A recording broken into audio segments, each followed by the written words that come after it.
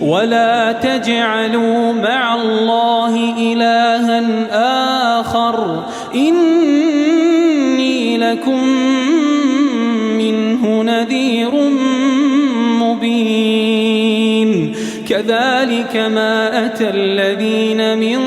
قبلهم من رسول إلا قالوا ساحر أو مجنون أتواصوا به بل هم قوم طاغون فتول عنهم فما أنت بملوم وذكر فإن الذكرى تنفع المؤمنين. بسم الله الرحمن الرحيم الحمد لله رب العالمين وصلى الله وسلم وبارك على أشرف الأنبياء والمرسلين نبينا محمد وآله وصحبه أجمعين. سبحانك لا علم لنا إلا ما علمتنا إنك أنت العليم الحكيم. رب اشرح لي صدري ويسر لي أمري واحلل عقدة من لساني يفقه قولي. وبعد السلام عليكم ورحمة الله وبركاته. Jamao ndogorani egalogweku engogweke ni gbedogo no en plapla ni utochi so dochi imani tonu egbeo na khunukhso dochi imani to amevetonu chini al imanu bil malaika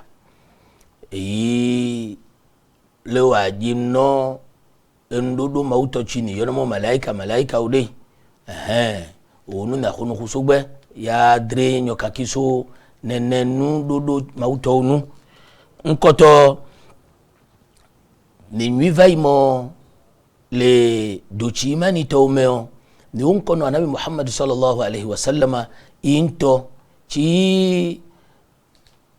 malaika so nuken itso agbeto gbaza iva de onyo se so sensenmo chi vado imani jo ye desi onyi imani mao ni nwi vai azagbe o vai gbigbi mo don kono mo ni mam antu min billah akando mauji aji no mau wa malaikatihi akando malaika uji enyo chi ni akhunu kugbeche hai petewo nkeke lo meo ni agwiso o de karika وكتبه ورسله واليوم الآخر والقدر خيره وشره وبلين كوي مي أبغى إقبال نكون خصو ني ملايكة إن يونو ملايكة رب بيو بون نوديفا أنكوبو دني دو نيوجا بمكيكي أبا يو إقبال سبتوشا ملايكة ويونو إقومني كومو ماوسو nchi uyono mo nur itara fa unomo الملائكة مخلوقات نورانية عاقلة متكلمة مريدة أوتيت قدرة على التشكل بالصور الحسنة ومسكنهم السماوات. ملائكة ويو ماوسو كلين إسو واوي نسينمو نيوتا بيادا ماوسو eko nyigba iso nyanyi iso meng malaika ode kle chi afa wo nur mauso de iso wa malaika we yo nyi emdudo ito etrogbo nyi nuyi ekhono nuku esenotonu drole o chashi hene bon ma uva nan sen gade ka o keke nsela uga nsenchi mauna o kudo no mechi mauna o de da sen adriu do de ka o ni gaga ko de zegi de chini no do cheki nene nuyo mauna ko mo malaika evana acheu mam o hede wa trono enunywe ya so nonome gbaza enumito agbeto ti nyozi nonome ha malaika lo we o no ho ni jenkwi mewe jenkwi cho maudo kekeke so isenvo hude no to huye mawu wa udone eva dono udada nyigma loji o va wa no dochuwe yi e dono udada nyigma ji o wa va wa dolo e agbetro nchuwe ni malaika ni o nyinga duto ito chiwe dododa nyigmata i no mechuwe jinomo ya no nyigma jiwe no hehemenyo pawo ya malaika no yi donada i ova duno tone ahake olo meyi egbesonole i dono ngeno i onyino engedo to itole glameno anabi chuye sowe no edrio le engedo dada anabi omeo edono malaika i wava ava dongeno anabi amam maunmaha maumole waha maudomole wache maumo ngbi waha no prengo malaika weiva duno nenengewe enge dodo no anabi oso maulo ntogba alopa bogbelini bo echeo eyini tajiloke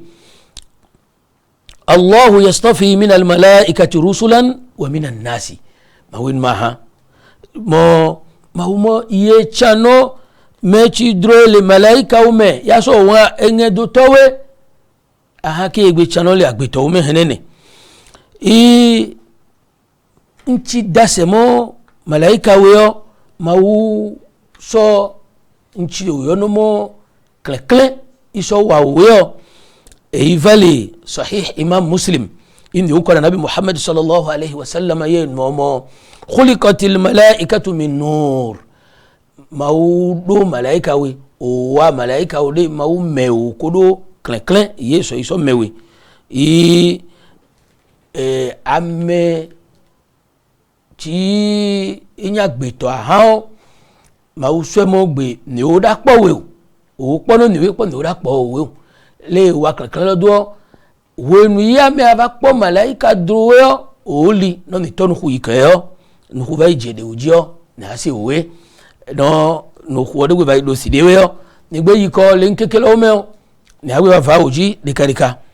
ahake dalil ti dasemo malaika o heyo wa tro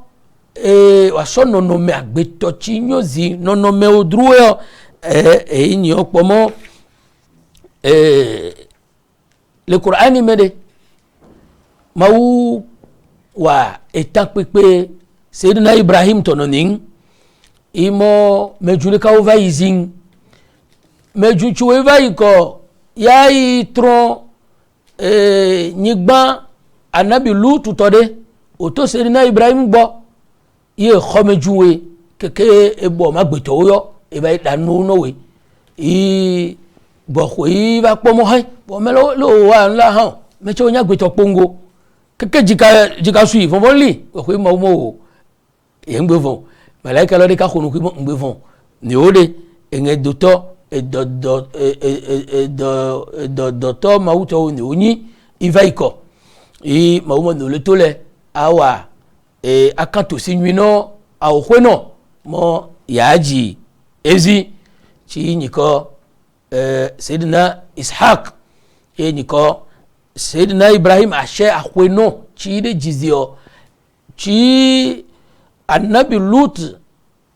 jumeto mo yoda setumo ile ndodon wa ko kekeke yo vai ko gbo cho malaika lo vai ko o to Sayyidina Ibrahim gbo o de va ko no malaika ntoto o so no me agbeto to iso heva eiloi cho vai do Sayyidina Lut gbo cha ndodon chi anabi Lut me wano eyin pomo o sento no mau dogbe fu keke eva gbe nyonwo dede yeyin nso adon subo eyi o va tole ju ome i mau mo gbe nene nyo de nyo ya no nyigba taw malaka ole ya bai trowe ole nwino Sayyidina Ibrahim akanto si itone gbe kwa yi melo gbo cho we bai do Sayyidina Lut gbo i juometo lo pomo o mame dazi mi ka one fada e yo bo mo agbeto pohun yo ilo ju gbe fe dunu no print da se no ni mo malaika yo o sono no menwi agbeto to no ejika sono no me agbeto to no mechi nyozi lagbeto me agbeto no menwi to keke on to pohun anyinu popo èyí ò sọ́nà nti dase mo malaika ò sọ́nà àgbètò nono meo dekane ameveto wa kana jibril alayhi salam yati an-nabiy sallallahu alayhi wa sallam fi surati dihyata al-kalbi sahabi ka yo no dihyata al-kalbi sahabi enyi inyo zile sahabi o mekeke sayyidina jibril ne gboko ni on konu gboko do no nono me itoye sono nono me sahabi dihya nono yava aba dongeno ni unkono ko yakasi nkeke ya agbededo ya nyame chi ijin le sahabi o me igbe nyozi ahanto keke bereka le hadith meo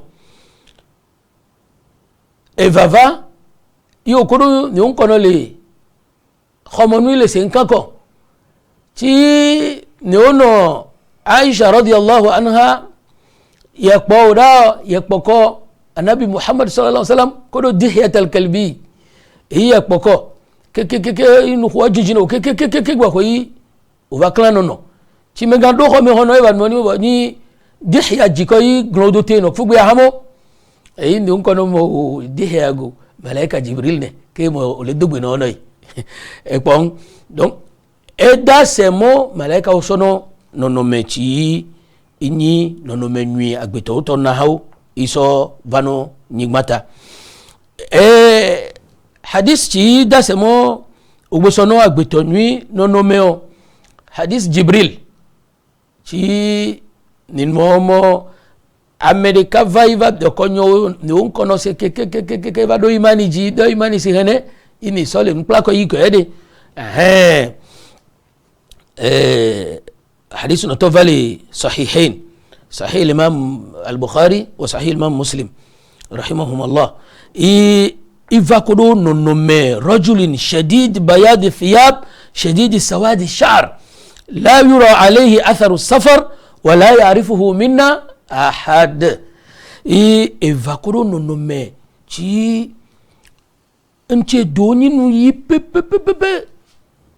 e daito ni no chiri inya gbeto no ekpeo chi deni jo metode nono me so po de jesu vono me so ji to hu vasa odo apo kozuo kodo ji hoho emozonzo wana olenu bo de po edelenu ye to ada ito mo be keke bai bobodo akomeno ndi unko nabi Muhammad sallallahu alaihi wasallam sibele vale hadith o mehane iso eklo ito so bodo eklo nuno ndi unko nabi Muhammad sallallahu alaihi wasallam ba ko ikalo so dado ataji ito enyo dodosi so islam mo keke bai ko do imani ji ti e de gbonu khude gbo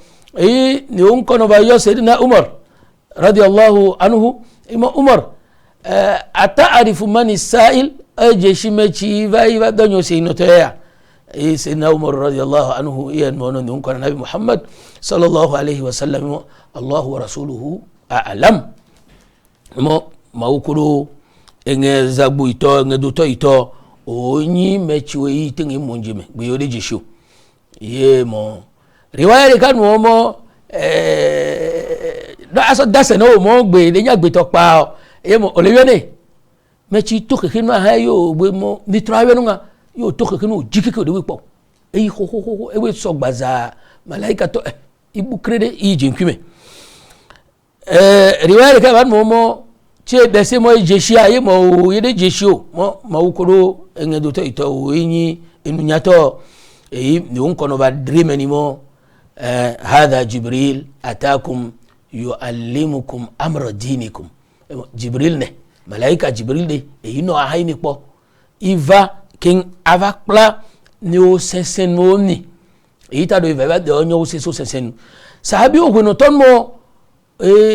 bu chodo no ni on kono fon ci o dono le menio o de tin khoronu khu yaka keke le o mehu amea donyo amoya pese gangan aya agbo keke glova glo ete ma to mebuji amo le donyo chance ne malaika jibril e vakengi ba donyo lo se no o nto wa seko o le no gbigbi wo e va yin do se gbe yo nto wa so seko ken na gbe yin plapla ilo na yi nunya to gbe nle o de do we ma o me keke ni o chan ne o gbe ba sodo iba so pla kono no le egbe o me henene le malaika unyonyi do ine onyi nchi mauso klen so wawe i odenyi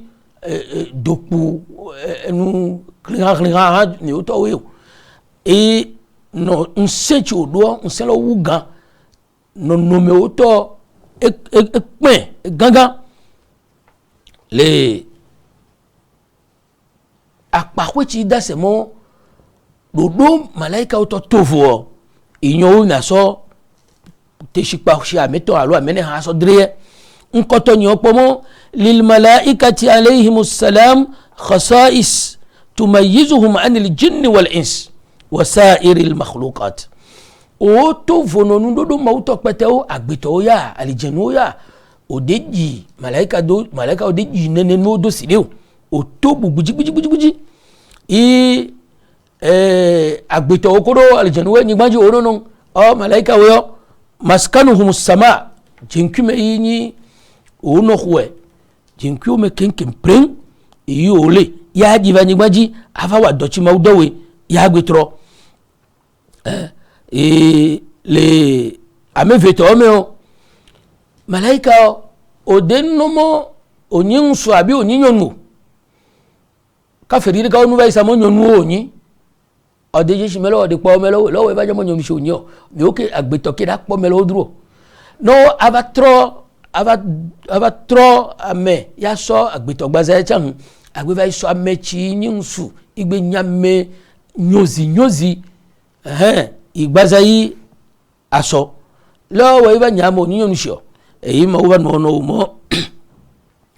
faqad kadhaba Allahu al-mushrikina ala wasfihim lahum bidhalik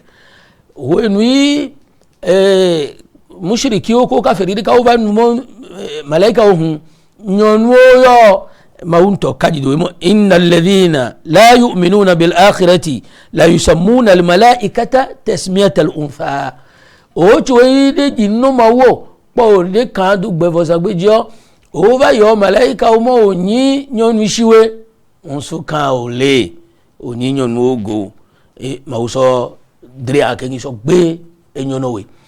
malaika o no mechi gbe so tovo no endodo mauto petewe agbeto ko alijanu ko do nu petewe prengo annahum yuti'una Allah wa la yasuna o sino to no mauti po de jinago o de danole mau gbe de jo i agojeje de sono ugbo nchu do ti iyo wano la yasuna Allah ma amarahum o de jena gode de no nchu mau do de o de danole jo wa yaf'aluna ma yu'marun yo gbe wano nchi mau do ti asoi le malaika unono menele alijanu ko la gbeto we o mo le wa nu we diri awegbe eso agbe wewe eduru agbe chochocho mo idawo agojeje oko itonu we ni wa gbeto ko alijanu gbe suno malaika we o de jinago dawamul ibada i wale senseme wede popinu malaika one vovo de bani ni pomo o mo yo agbon ko hore ka enu chikono wa agbon hore ka ende chino kono we alopa ti ma wa odone ende chino kono we po o deva no mo yo ya imlanya dan hore ka alo yo po o ye no mo fala futur wala sa'am o ndeba chino kono we po gbongbon de deva ni o po deva duno we qala Allah ta'ala walahu man fi samawati wal ardi wa man indahu la yastakbiruna an ibadatihi wa la yastahsirun. O cho ile gboda le jenkume ode, o cho ile mawo gboda ode, le jenkume ode kodo le nyigbajo ya kodo o cho igogu isowu mepetewe o eba enomo walahu man fi samawati wal ard ncho le jenkume ko nyima okenken woni mauto iyo o cho egbe ba ile mawo gboda le jenkume malaika wona ibaton no hono ni la yastakbiru an ibadatihi ode gbeno etonio ya gbe sensen ito le emo ole wado iyo gbe wano yusabbihuna al-layla wan-nahar o wano tasbih no mawu akafuko mawu akhwamli wode popinu le sakodo kedeme wode popinu la yaftarun ode gbono de chino kono we agbon pe no we ewen le hayi elele dodo o to chi mawdo ne etovo na lijanu etovo no ni o agbeto yenye pomo alopa no cho yi mawu so do malaika yi midre amene no we no nyi pomo alopa no to ni monjo me kito na anyamo dodo me nene mu no cho ni poko ga yi mawu mo no le yi no we akado ja anyamo oli inyi ye do waziwe ye dono we yo wano e do hame wono we yo yana imani to ya sogbe imani do malaika onmo eyilo ina ochinyi musulmio ejinno mawde gbo na jinno malaika akadu malaika oji hene ya nyamo woli vodenyi nchi wa aseo enji jin koto gbe sanu mawu yo anyamo mawu ido kekegbe mawu yi je khamo wasen o che na abanyama mawu do malaika odade yo igbenyi ndodo agbeto ko dali jenu ta ha vo gbazame nono me oto etofono agbeto oto lo le o nono me o le ine yi nidre kakile mene echeo le Qur'ani me le sunna me o nu khusugboto va idase inchini nono me malaika uto iso utovu no agbeto okoro wanakwete opren le nukhunene to meo allamahu shadidul quwa ni onko nabi Muhammad sallallahu alaihi wasallam mechi re Qur'ani veni mechi ba Qur'ani de enyi malaika Jibril ima uyemo shadidul quwa nseto ganganika nseto gangan enyi malaika Jibril le maulon to wedo alok no meche ni igbiba na nsen no to yo ilo na igbiba so drika hane le Qur'ani ma wipo komo alayha malaikatun giladun shidad che kho ezonyo no ni le Qur'ani me ya ayyuhalladhina amanu qu anfusakum wa ahlikum naran waquduha an-nasu والحجارة عليها ملائكة غلاظ شداد وين en yo pomo malaika weo amesing sende kauni I dong se igla ame gla de kauni enu de nya gbeto nono meu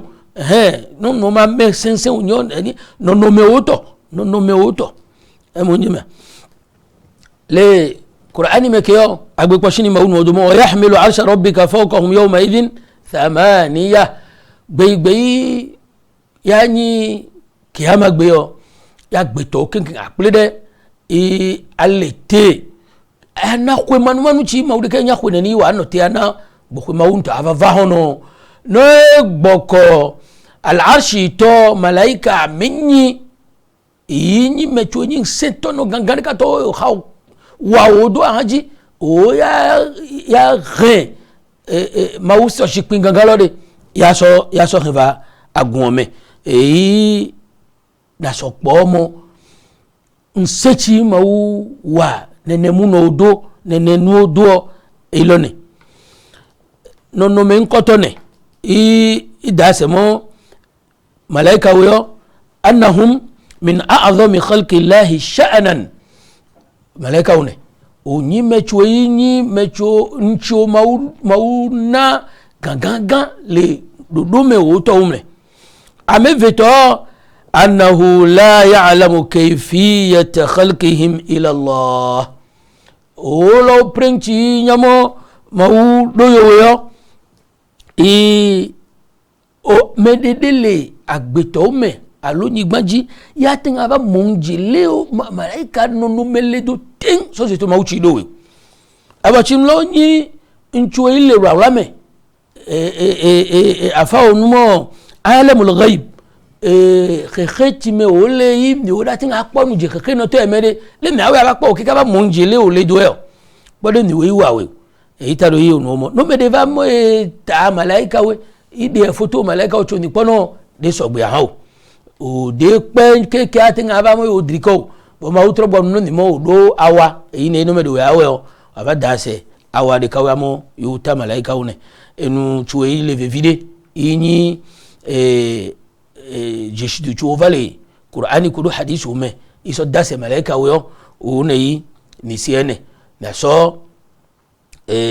nuhu asodo eti don to ken ay atrobono enyo pete oso malaika unu maule na mi gomesisi ahun ni oto ni ojiwe imi atenga asi awa lojilo. Assalamu alaikum warahmatullahi wabarakatuh. Ikani temu ina ni ikani Sunna TV. Nebiti àwọn onímọ̀ tí ń tẹ ìmọ́lẹ̀ sórí ẹ̀sìn Islam látọ̀rí Sunna TV, ìmọ́lẹ̀ nínú Sunna Nabi Muhammad sallallahu alayhi wa sallam. Ní gbogbo ìgbà ní kẹ́ ẹ máa wò wá tí ẹ sì máa rí ẹ̀kọ́ ẹ̀sìn kọ́ lórí ìkànnì yìí náà ni o. Òun ló múlẹ̀ rẹ̀kẹ̀tẹ̀ yàtọ̀ yìí gbogbo mùsùlùmí lọ́kùnrin àti lóbìnrin ẹ jẹ́ ká máa wo Sunna TV, ẹ jẹ́ àwọn ọmọ wa náà máa wo Sunna TV kí wọ́n lè bá ní ìmọ̀ tó péye nípa Sunna. Ìkànnì tó ń tàn mọ́lẹ̀ sínú ẹ̀sìn ni Sunna TV Yorùbá. Ẹ máa wò wá ní gbogbo ìgbà kẹ́sì máa kọ́ ẹ̀kọ́ tó péye nípa Sunna.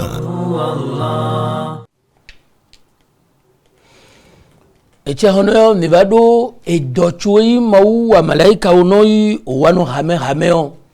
oji nivado aso ijio ni mogbe samo mau wa o yo sugbo glaglame uto mau de kpangi tingi jeshi ame de ndinde deli yatinga nyane ni onyi ilio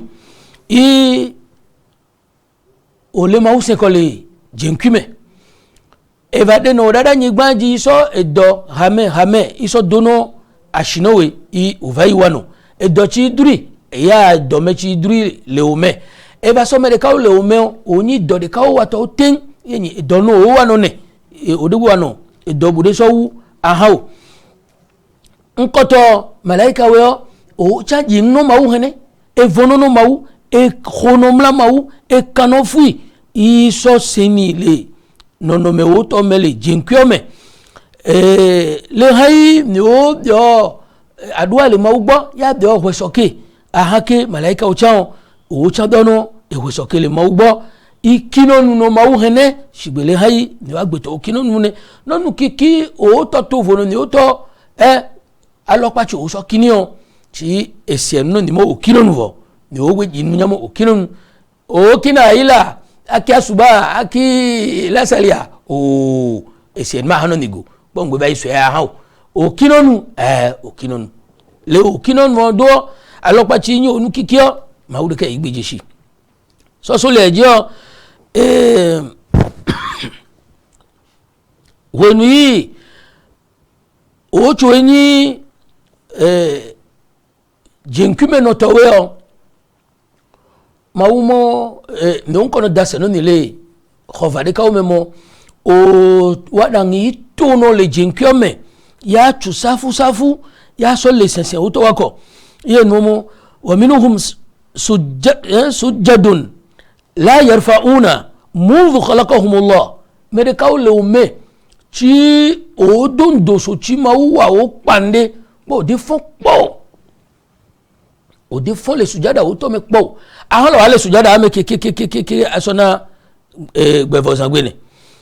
evale hadith o meha mecho ile ruku o to me po o de fon le ruku o me po da fon le ruku lo me po mecho le tewe aha o gbe le te yo kenken sidi de valle inya lo gbade ka ha ile jenkume ile toto jenkulo kenken pring o dokuru malaika we te kwe bude de valle ni toto ha ivo donc nabi Muhammad sallallahu alaihi wasallam ndo hadith kama mo attatis samaa'u wa huqqa laha an ta'it mo jenkude agmakpi eje khama gba pinyawo do nchu do mewde o sugbo ma fiha shibrun wa fi riwaya mawdi' 4 asabi' mo alogbade hande de le jenkume ile totu abio shini alozia menne ano hadru peti de deli illa wa malakun qa'im ani ko akpo malaika de kale no alete aw raqi'un abio elle rukume aw sajidun abi elle sujadame no mau tegbe wa fi riwayatin la yarfa'una ru'usahum منذ خلق الله السماوات والارض so chi mau wa jenkwi ko nyigba eyi o le no tegbe gbogbo ba wa mi wa gbeto o so chene egbe ile mechile eteo ye lete le mauseko me ile rukuo ye le rukuo le mauseko me ile sujada ye le sujada ito ile mauseko sukpan lo keke ba na gbe wa fi riwayatin la yarfa'unaha ila yawm al-qiyamah yo daba fole le o le no po keke ka so na kiyama gbe Allahu akbar ruku chini ruku wa yatinga wa ruku 5 minutes minute amato ani pomo enu chikono keke auto no mo vole mamo dagwe foma alo ikema alo ntopulo ma chikono keke na fun icho wa owe nle o le lo tegbe keke ka so igbe fosangbe eye vale riwaya de kamemo no eva jigbe fosangbe o fa idha rafa'u ru'usahum no va fon e kohono ha wa nadharu ila wajhi Allah ikpomenu mawu gatono ahao azza wajal mawuchi igaga iklo ikpeo faqalu iyu asayu wa ankamo subhanaka ma abadnaka haqqa ibadatik o mo kudo kwekwe jikhawo mawu ni tengi se opetile jikhawo na se ogo mechu ile mawu se so chu wajem kiko nyima keke bana gbevazan gbe gawone ban mukay mo gbe yode tengi se mawu le jikamo wa asindo le agbeto okuno iwa eji ko malaika ode kuno iwa eji owe cho wa obo ha wa le keke kiyama gbegbo ko yi mo wa ba fo ilo ne momo ne ba je kiyama gbelo fon ko eji ha on to no opo no me mauto ipo menu mawi ipo gangan ipo pinpin ipo kwekwe klenkle eyi on to mo yo bo mo yo ande sa sese ti yo mo yo wa keke ba do no gbe yo npa wa sese le horupeti yo de tin ipe sese lo ji wa le yo do wa sese lo de aje khamawo on to ya ade egbe malaika wa de egbe ha le nyigba me le jenkume le nchu ile nyigba ta o ma udono dada yo va wa no yo en lo gbeli hame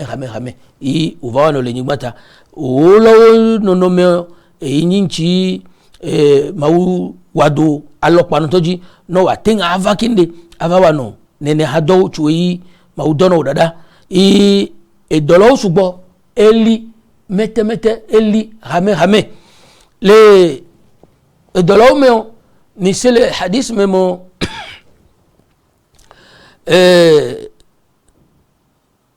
tafsir me ye valemo malaka cho min mo gbasamo maudo dada mo leitron anabi lutu jude cho vai do jome de gbo tafsir to ka drimo ci o kankle sedna lut alayhi salam kuro fami tomo o le to le jome de gbo fo fome yo ya halaka ejulo ci je fo fome vo malaika jibril de vale hadith me mam ni on kono driye mam i ganga so malaika pete o kenken pring ye ba sono no me malaika to hono iso awa ito fudika all hadith me o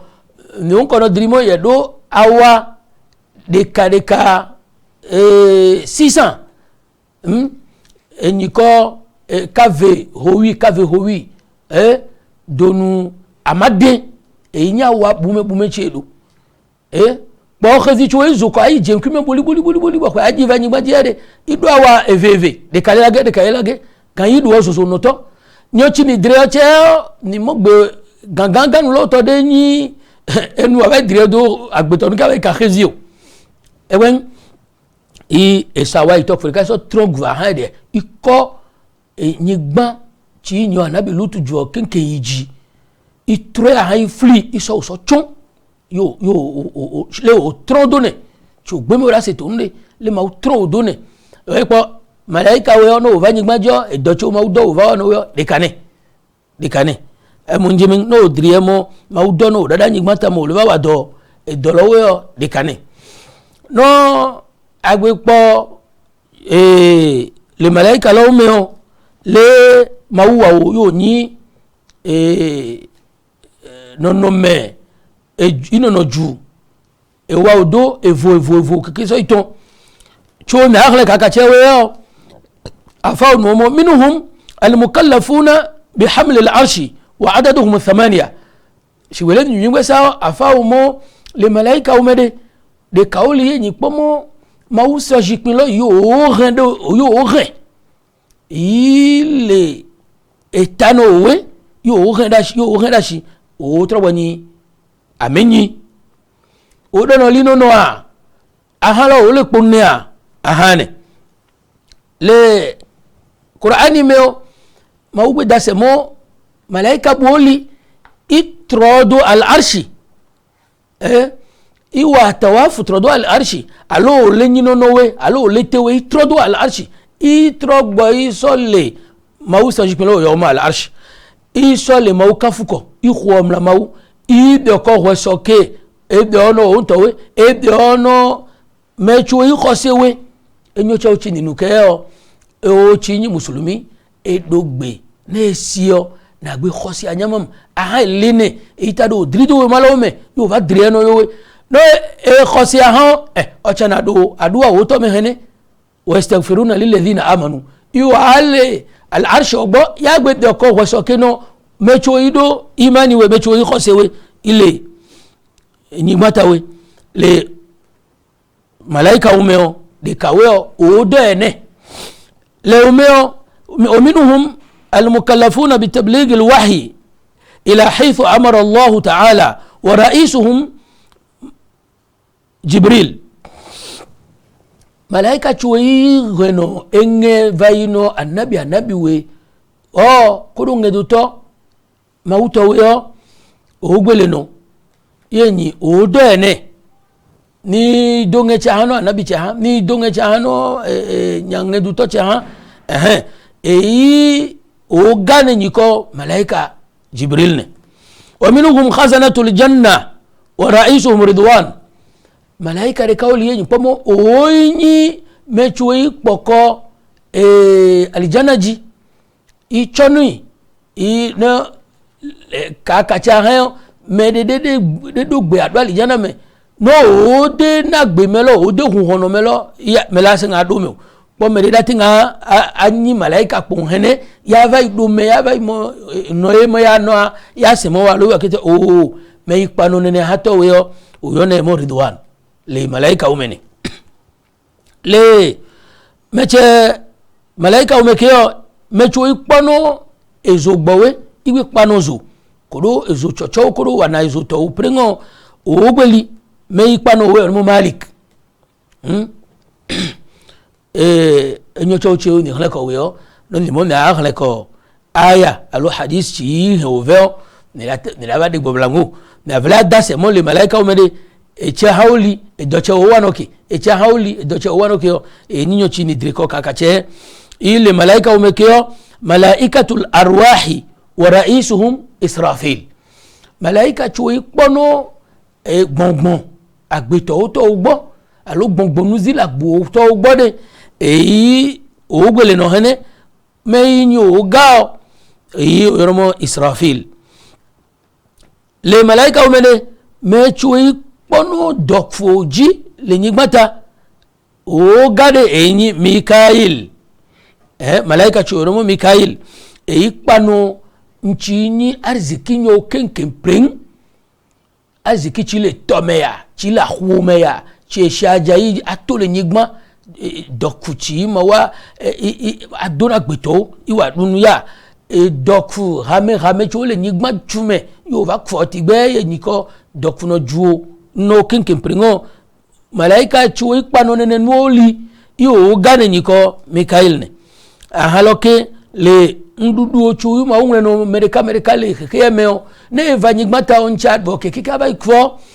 malaika chuo ikpani le o awe keke nene na doko ugbo ma uso plako no we o no meo le alopachi o azan o gbezano isoweni yene iminu kesamo o gane niko Mikael ne المكلفون بحفظ السماوات ملائكه لكول يني جنكلو كنكن يو چونو جنكلو كنكن يو چونو نيسيرو سمالي جنو ينو جنكيمه ياي جيبولي بولبولي اي دو تو نيو موwe a sinyo gbe ke ngaba so jono bokono aba kanso bodonu gbigbi cho vle sinyo furika enyo no ni jenkime bo aba kanso kahurika ajanu maha aso bodonu wasoto amoblele nigbata egbeche sochi ni on kona nabi Muhammad sallallahu alaihi wasallam vanigbata o so malaika cho to jinki chocho aljanu de do gbe ya gbitin agbe yi jinki me al mukallafuna bir riyah was sahab malaika cho ipano jihon kodo jihochi hano shide uyonomo azo chi meye shi jano so yovo wenmo nuage arabo wemo sahab ndinyale ni wawe do tengo ne momo jihochi hano shi abi o azo chi meyi mau jano shile malaika le kawo pano we igbe pono ogbo shi jihon la ho ayike shi wa donche ike shi ajaka adake no pringo ogbeli al mukallafuna bil jibali malaika chuo pano eto gangawo chuo liwe ile nyigmata o kenken pring ini se no kono de malaika we ka pano we ipono oji o lo meyi eto no le no mi adongu yo khoi ni on kono nabi Muhammad sallallahu alaihi wasallam maka bledi ye khunu makata o ke glo khale de kimeo ye va mo bon ya toi taif ay pomo ya pomo do le no yi o ya gbe do to ipeti gan yi ya pa gbon fo de kale o gboma che va ido no o te gbe nyina wu yo fo epe ono dezio kodo nde manya to le o mewe ima o le do pe o le ko pe se pe mi so yi be no yo ma keke tokpe jojo gashi ni o nkono gashi shi igbovayi itrovayi Makka èyí tí egboko enu chikoni ye eva po boji sirika ibedo achi ogome ije yin gbale no isoto gbongbodo no toku hunle lenevo iwadua ide mo umo into ponchi jodo ejivo mo alodu ito èyí nchi eletepo Sayyidina Jibril yeva kodo malaika chu ipano etonyo chi ninu koche imo malaika chere èyí nyi se ono malaika chu ipano etowe le melo wa no kodo do no enagbe de eto chu itrodo to ifuno de ya so to lo so khogo agbame no zo no achuko si o to avai eni on kono khume vuito enu so kame ito eji to chu close veo de nagbe mo ni wekodo no ni wekodo wekodo ngere click poto wa wune de nagbe aho no mo itaduo mau abade mecha tole renwo mede yaba no mo la ilaha illallah muhammadur rasulullah sogo dumede mawabade eti itaduo ongbe wande kodo we ole tashiwe odenya yo waka ha vo ame aba tole renwo to sode yaba no mo la ilaha illallah epoko khumevu enuso kame ni on kono ton inyono nimeto egbele Taif dayo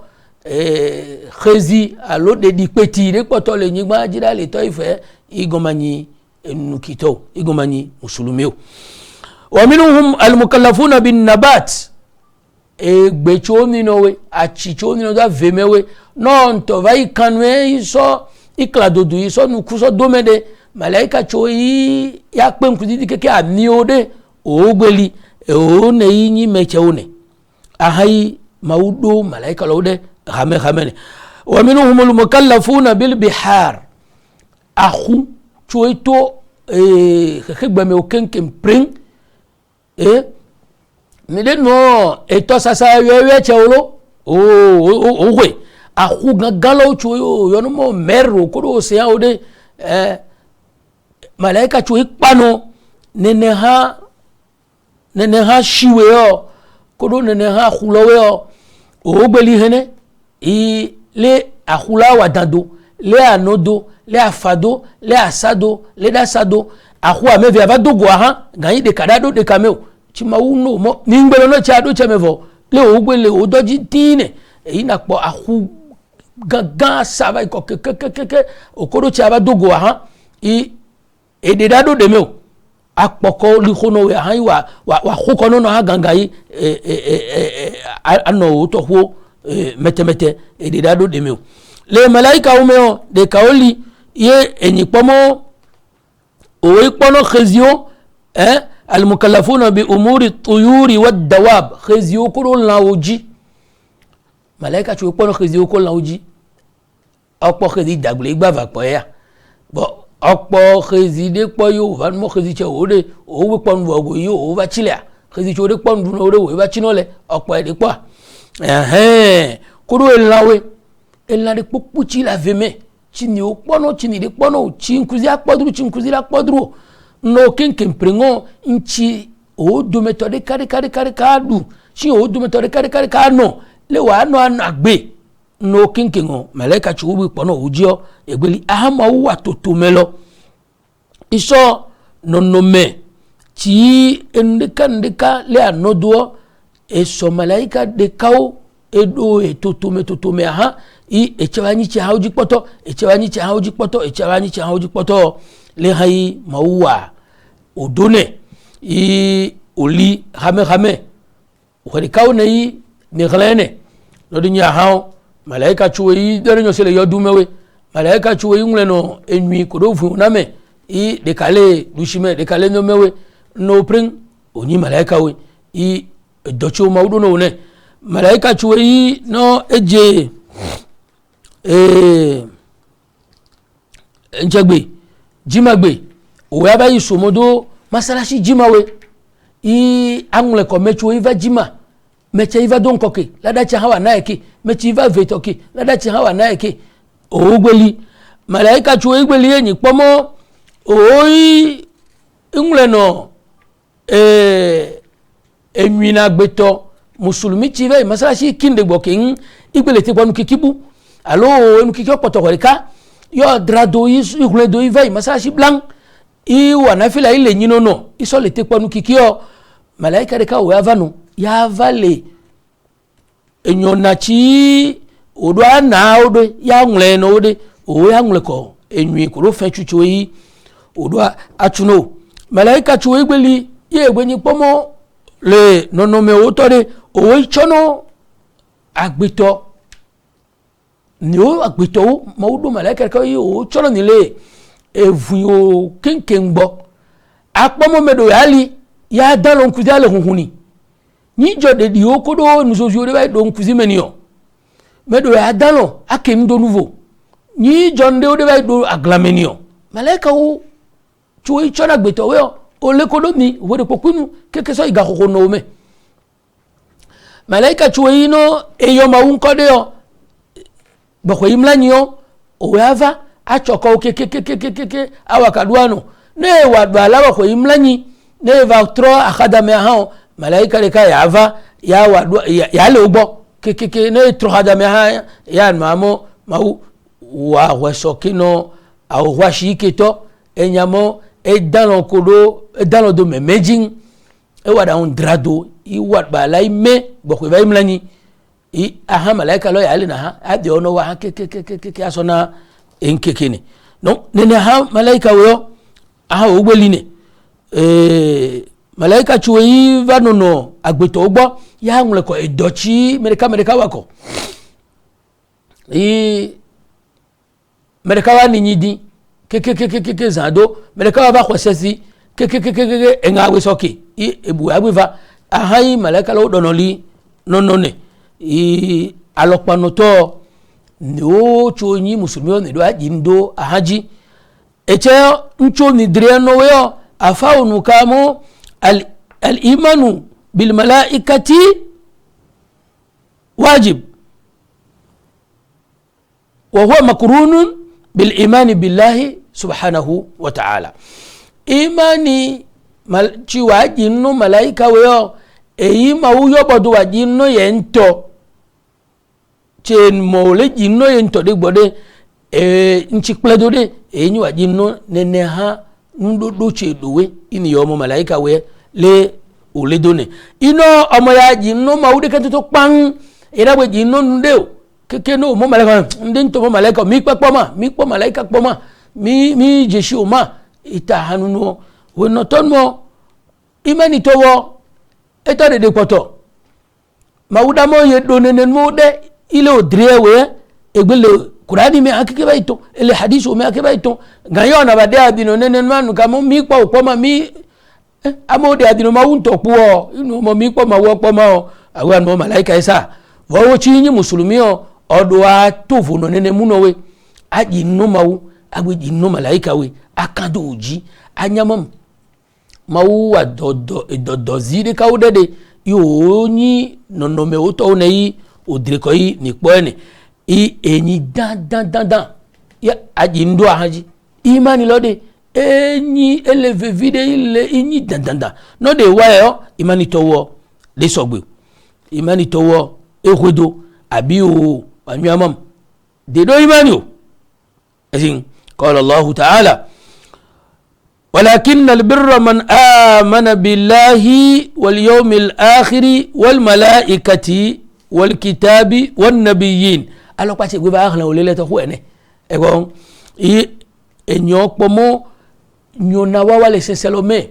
enyi seselo tode enyo pomam aji no mawu ya ji no gbevozan gbe ya ji no malaika we ne ji no mawu ikando diemo khegbechi ava vo iwa ba dokojo ya chufenu amerika me iwa nwi aponwi me iwa fun apovun no egbe kando eji yinu edegbo na ba jinu malaika o choi ni hlan echewe aya che yo le yehe oveni wal kitabi enen yo wima qur'ani kuro wima choi mawuso dada don kono qur'ani lo pring wan nabiyina kuro annabi choi mawdada we na gbe ba yoji hene le enu plapla bu me apo egbe o malaika unu kho eyi ni khokole egbeme le don chichi ni no tegbe imo sayyidina jibril so no mi agbetoto ifa danyo sele ni unko na nabi muhammad sallallahu alaihi wasallam go al iman an tu'mina billah wa malaikatihi wa kutubihi wa rusulihi wal yawmil akhir wa tu'mina bil qadari khairihi wa sharrihi ehle ole no ekpo che ehle imani de gbo ehle imani de gbo no maunto ye ehle imani no malaika we ye ehle imani no malaika we boko ba ehle we mawe ino fa inkaru al malaikati alaihim salam wa juhud wujudihim kufrun binasi tanzil mededeli yava mam be malaika we o lelio no me deva gbe mo ndenlio yo no malaika menoto nenyi musulumi o mele ko khonu to etole seseme enyo chawchu ni dreke ke bayi do yo me da gbe nyi musulumi i khokpo agbele malaika o cho ni drio che wede khokpo agbele ni peti keke abaka ba nuka mu gbe only cho hane mi po ma sho le ma aba ma ha no mechi ma ha amelotro kito melo tulu sense islam eme ehin ita nomo kufrun binasi tanzil qala Allah ta'ala wa man yakfur billah aya ti dase mo me ti gbe malaika o ji koko si o melo igbe mawu igbe tono mawu i troka ferio aya loki wa man yakfur billahi wa malaikatihi wa kutubihi wa rusulihi wal yawmil akhir faqad dhalla dhalalan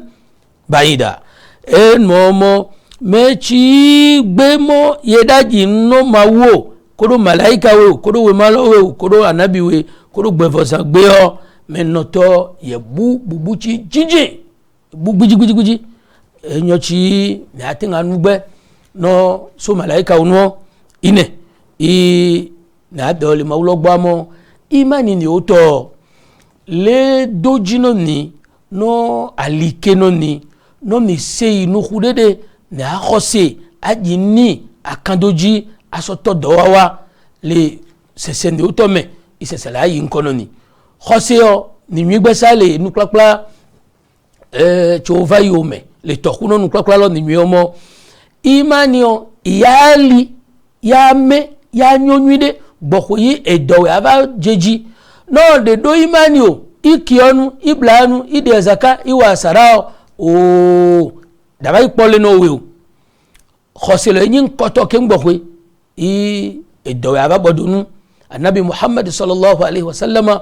ci maudiada ye eva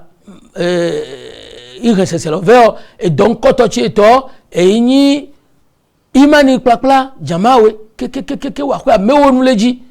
yeni imani lo deke le wa jin no maudo le wa khose do le khose ani imani alike na medo yideke o plake ke gbo khoyi enu kikio kodo nublao kodo dokpete we yo va to vava itara fa onimo mechi wa sese do ide do khose o boda ba ipole ni le mawgbo o da ba ipole ni le mawgbo mechi wa khose boko yi wa do ya ba ipole mawgbo mawlo khone do no ni ana imani do imani jino ni sese ni uto mawlo khono ni ana na ba ipole ni le na du ele ti we khlegbe sa no yo na pole itole nyigbaji boko ba ipopetele gbevosagbe le kiyama gbe mechi we ni Sunna TV to kenken pring mawlo wa dagbe no we megachi le hozako dome famille cho ile hozako dome mawle chowe awa albarka no we anna dokudu jino we me cho ni edowato le akwe me kenken cho ina imi tengi se anu kuchewe cho ina mi tengi po no idri onyo cho we plan mo mawle na we alafia awe na we edo doji aje kajino we ni o cho isi o mawle na mi asia so wa doyi na ba nyinyo na no ni le eso kiyama gbe subhanakallahumma wa bihamdik ashhadu an la ilaha illa ant أستغفرك وأتوب إليك والسلام. الله أكبر الله أكبر.